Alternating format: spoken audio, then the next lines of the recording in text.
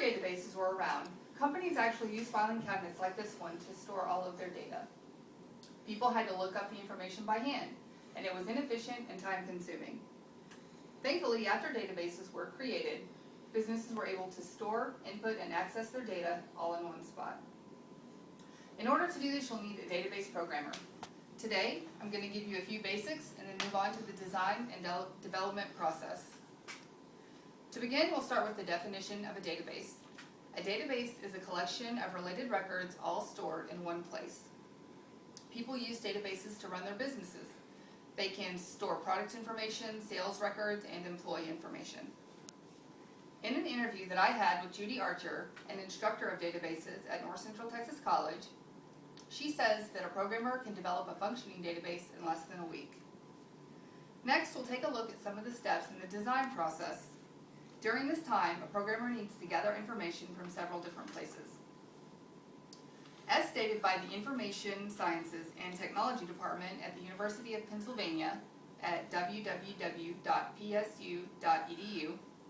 a business process takes in information from several different department heads, such as human resources, marketing, sales, public relations, and so on.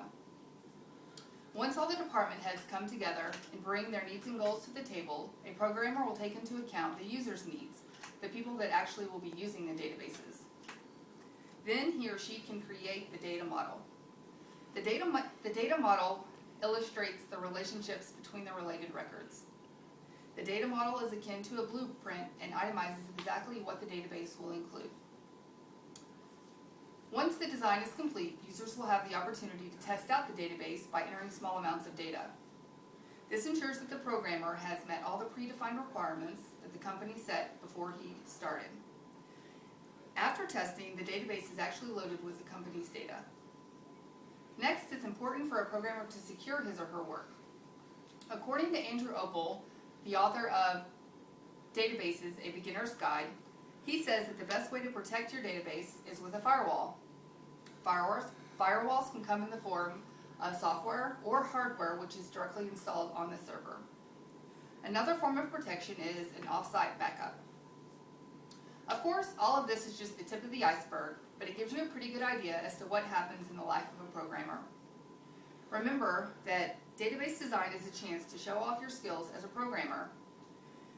It's important to understand the basics, develop a strong design, and then follow through with the development process. And that's how an efficient programmer works.